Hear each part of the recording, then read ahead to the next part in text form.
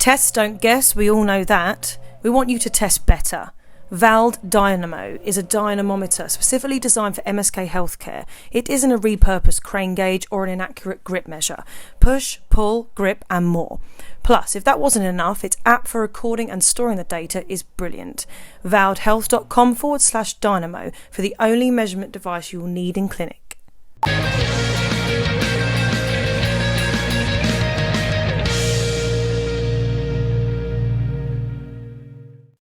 Hello, everybody. Jack March here from the Physio Matters team, and I am joined by Katie O'Bright, and we're going to talk all about FAI, hip dysplasia, and imaging. So my first question for you, Katie, is what is the thing that most clinicians get wrong with hip imaging? Yeah, that's a great question. Thanks for having me on. I think the thing that most physios, and I'll say instead of clinicians, most physios, physical therapists get wrong is they're not even really considering imaging or looking at imaging at all in this population of individuals that have non-arthritic hip pain. And this is a problem because imaging truly does matter in this case. It matters not only for the way that you're going to manage the case, but potentially how many factors there are on imaging that could make a case that is, highly painful and has a lot of problems, more of a surgical case, rather than, okay, we're going to keep this in physical therapy or conservative care for a longer period of time. So imaging is just one piece of the puzzle, but in this particular circumstance with FAI and hip dysplasia, it does matter when we evaluate and when we assess prognosis. So I will say that is the biggest issue that most physios or PTs run into, is just not even considering imaging at all, or just totally not even considering FAI or dysplasia and thinking everybody has iliopsoas tendinopathy. Oh, that's fair enough. So obviously with FAI, dysplasia and imaging, you're speaking at Therapy Live on our advanced practice stream, which I'm really looking forward to. So what is it that brought your interest into this area? Tell us a little bit about you and where that's come from. Yeah, so I started my career in the U.S. Army. As soon as I graduated with my DPT, I went straight into active duty service, and I was a physical therapist in the Army. That was my job, and my interest in FAI specifically and hip dysplasia, because it's on the same spectrum, stems from my own personal experience with it. I probably started having hip pain or hip type symptoms. I was a rower. It kind of started a long time ago, like when I was in high school and college. And then I even rowed a little bit in graduate school. And I just always had this anterior hip pain, but it seemed like when I got into the Army, I was doing a lot of running and squatting and that kind of stuff. It just seemed to get aggravated, coupled by a couple of pregnancies. And then after that, it got to a point where I was not even able to sit on the floor with my children without having pain in my groin area. So I think that my interest in this particular pathology comes from my own personal experience with it, and having had surgical, I had surgical intervention actually on both hips with very, very good success, which is not always the case for some people. And there's a lot of variables that physios and physical therapists, depending on where you are in the world, can utilize to help patients achieve the most appropriate therapy and most appropriate intervention for them. So I can really speak from personal and professional experience, because I had it myself, but I've also worked with a lot of young people with this non-arthritic hip pain presentation. Some of them have FAI. A small percentage have hip dysplasia. And then there's this other category where they actually do really, really well with just changing their movement patterns or strengthening their glutes, or, that don't fall into the FAI or dysplasia category at all. So that's kind of me in a nutshell. I am out of the Army now. I have a very small clinical practice where I see a couple of patients a week, but for the most part, I run Redefine Health Education, which is I teach my own education courses in primary care diagnostics. My partner teaches musculoskeletal imaging, and yeah, so, and then I have a couple of other little side businesses as well. So that's kind of what I'm doing. Perfect. And I suppose to come back to a point you made about diagnosing iliopsoas tendinopathy or something else weird and wonderful, rather than something joint related. Are you finding when you're teaching the courses that people are just completely ignorant of the joint related issues, or are they just unaware how to reason that properly? What's your sort of experience there? It spans the spectrum, to be honest with you. I hope, or I would hope, that new physios just coming out of school would be pretty familiar with what FAI and dysplasia is, as far as the diagnostic criteria for this. But some are and some aren't as familiar with it. I also run into where physios kind of think that they can manage it no matter what. They just sort of want to keep it conservative, never want to refer for something like a diagnostic injection, or have a hip preservation surgeon take a look at it. So that's probably what I run into the most, is physios thinking that they can just kind of manage everything, and that avoiding injections and avoiding surgery is always the best case scenario.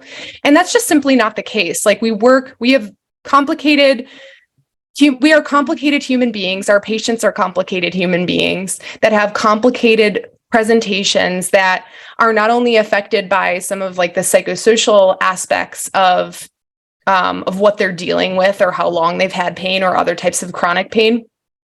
But there is, and I think there's been a huge pendulum swing where, like, we used to only do things from a structural perspective, structure and posture and this and that. And then everything has really swung over, which is good to a certain extent, swung over to, we need to be considering central sensitization and nociplastic presentations of pain and psychosocial aspects. Absolutely. But you know what? Like, there's a really good harmony between the two of these things, and we can't forget about the structural considerations that are indeed there. And for some people, it's going to affect them a little bit more than others. So there's kind of like finding a marriage between those two things that I think that a lot of physios struggle with. So on one end of the spectrum, I get some students that are like kind of still stuck in like, okay, this is just posture and just structure, versus people on the other end of the spectrum. Now, I think I find more so that people are just like, oh, well, imaging doesn't matter.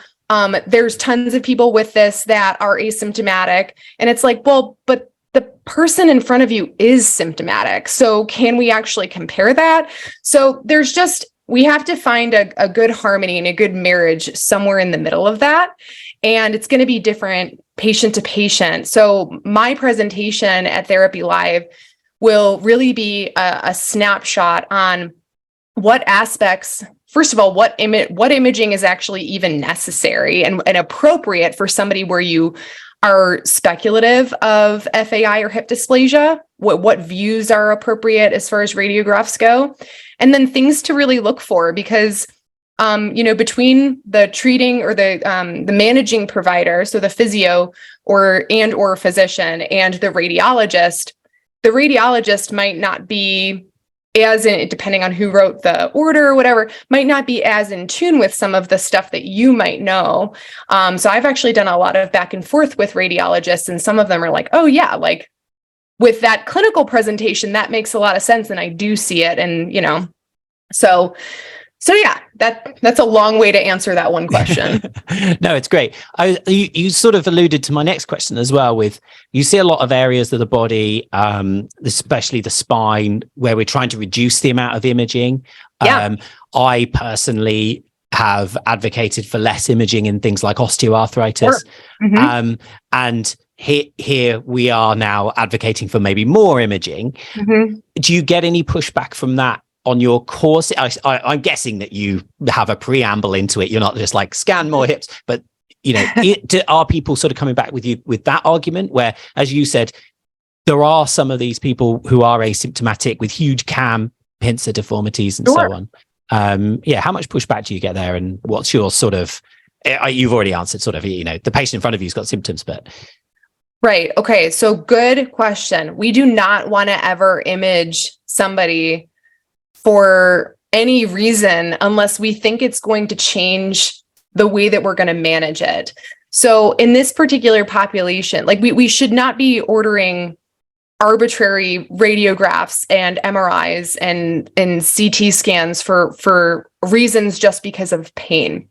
Now, if you have a circumstance where a patient who fits the non-arthritic hip pain profile and who has hip in the inguinal region, or in the groin, and it's a repetitive pattern of symptoms, you might actually be doing the patient a disservice by trying to hammer their hip into flexion and try to restore that range of motion. And you're actually causing more damage to that labrum. And there's very reasonable research, in fact, quite a lot of research that shows that FAI and hip dysplasia are sort of precursors or accelerators to hip osteoarthritis. And that intervening with, in certain cases with hip preservation type surgeries, like the FAI surgery, like the hip dysplasia surgery, or even just teaching different movement patterns and kind of going more of like an adaptive route. Like, okay, maybe we just don't squat as deep. Maybe we do things in more of a position of posterior pelvic tilt to save that, those bones from repetitively abutting against each other. I just think that people need to understand that there is a structural component with this diagnosis. By definition, it's structural and progressive if you keep doing things the way that you're doing. Now, surgery is not great in every single circumstance, but without giving out too many details, this is what I'm going to go into in my presentation, being able to identify the right patient that might benefit from having radiographs done. And even if you're not planning on maybe the patient's like, I will never have surgery for this, so don't even try. Even if you get the radiographs, just an AP pelvis, even if you get an AP pelvis, you can see okay, this is really intense, coxa protrusio, and there's some definite things that we should be avoiding with our movement strategies from a conservative perspective. It needs to be there in order to guide your management strategies, because if you don't know what you're dealing with, then, which you can't really see on the surface, you can sort of allude with various positions and exam findings, you can sort of elude things, but the image really tells a great story. And one great thing about this is that we're not talking about patients with this pathology do not need, I've talked to a number of surgeons that only get advanced imaging, for surgical planning for different things. But for FAI, for the most part, you can just get an AP pelvis and have a lot of really solid information about how to direct your care from a conservative lens, and then, down the line, potentially for a surgical lens. But I do think it's important. And do I get pushback? Yes. And do I get pushback on people who just never think that imaging is important ever? Yes. And I do have to say that I feel that they're misinformed, because again, we have to bring it into the middle and have a nice marriage between these two things, structure and posture and joint mechanics. And then on the other end of the spectrum, looking at the asymptomatic profiles that are out there, why don't they have pain? Anyway, without going into too many details, that's where I'm at with that. And these are younger. Yeah, these are younger patients too, right? They want quite a lot from their hips. So I've always thought, not necessarily my area of expertise, of course, but I've always thought, these patients are, like you said, you wanted to get on and off the floor with your kids, and there's a certain amount of hip range of motion you need to do that, or in a sporting context. You know, I think I remember listening to I think it was Eric Mira's podcast, and they were talking about I think it was hockey goalkeepers, and they had a really high FAI incidence because of all the internal rotation they go into. Right. And you can't be a hockey goalkeeper without going into that's it, you're done. So like, part of me feels like this is, as you said, it is a very structural diagnosis in what you could consider a post-structural world, maybe. Structural world, I like that. and understanding those indications for that imaging specifically is, I think, really important. But it's great to hear that it's obviously just simple X-rays. You're not causing a lot of issues to do that. One thing I wanted to just come on to, I suppose, was where do you see the role? So with a lot of physios specifically aren't necessarily in a role where they can order the imaging. So what role at that point? So you've got a patient in your clinic, you think, okay, I think they're young patient, they've got arthritic, they've got joint pain, and I think it might be FAI. What's the role there? Where do you go for that next stage? What do we do with that patient? Because do we do anything with the patient before getting imaging, or can we do a few things with the patient whilst we're waiting for imaging? Where would you say that lies? Yeah, I definitely think that it's very appropriate to try some things before getting imaging, even like a couple of sessions. It depends on like, what does that patient look like when they're coming in to see you for the first time? Are they an elite athlete that has been having months of pain and they can't do any of the stuff that they need to do because of this? Well, number one, we want to calm the pain down by, taking away some of that physical loading. Bring them into a scenario where their irritability level is a little bit more manageable.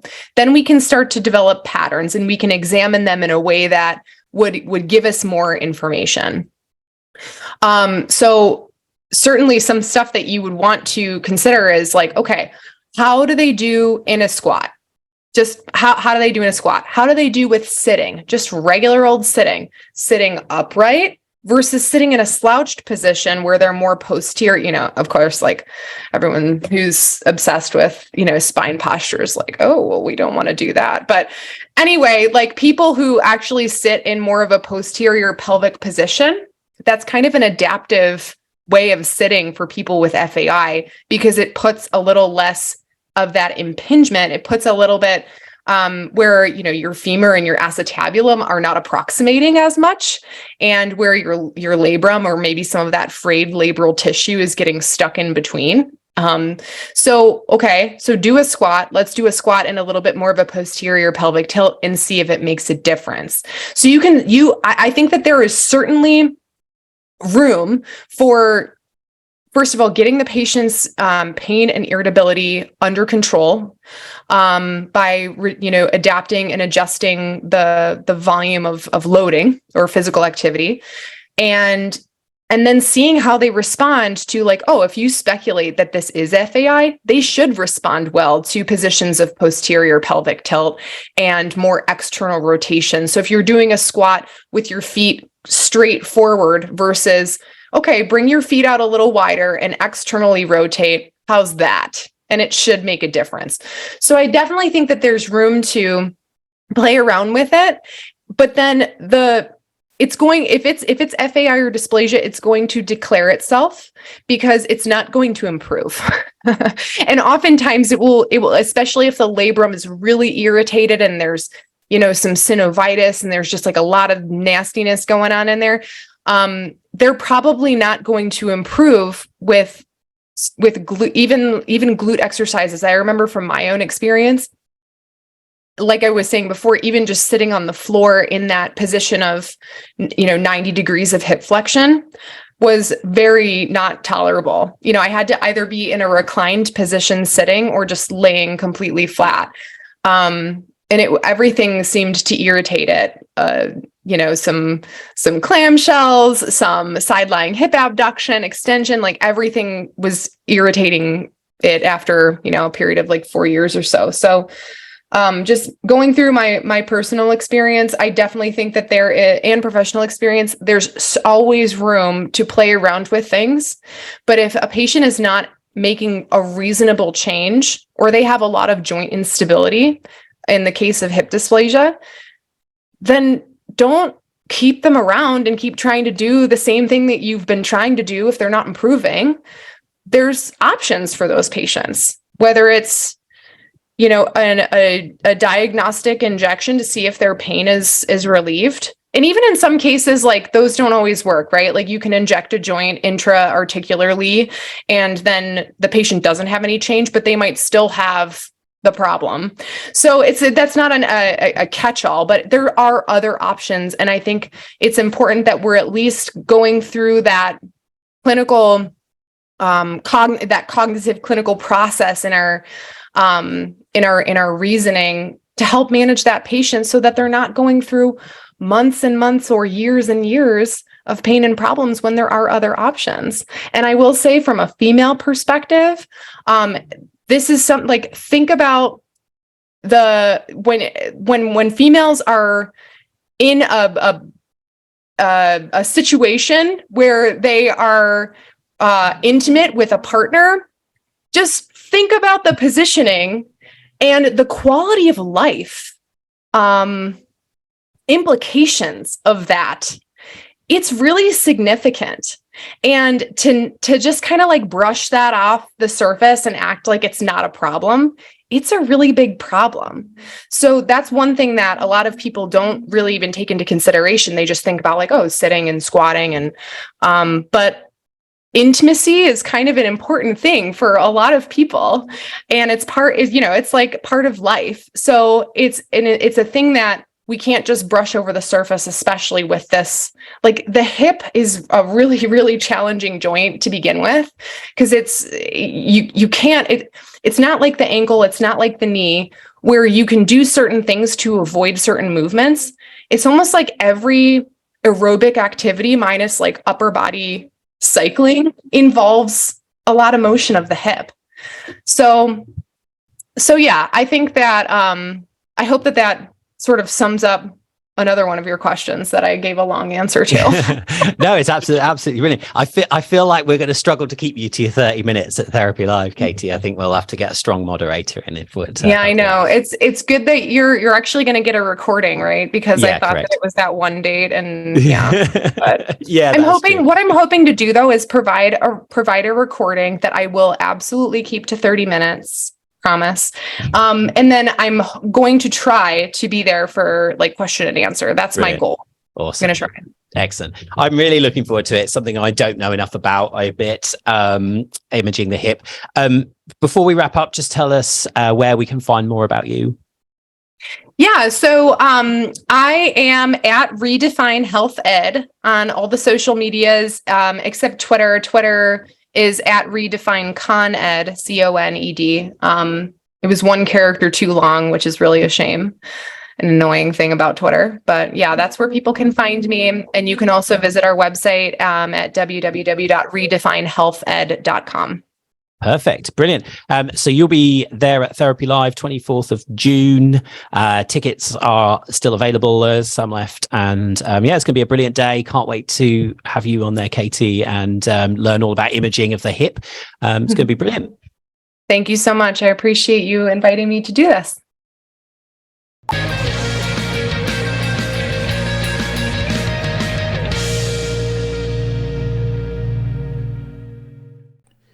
Here at Physio Matters, we think physio matters. Join as a premium member now and access over 500 videos. Get free tickets to shows and upgrades included.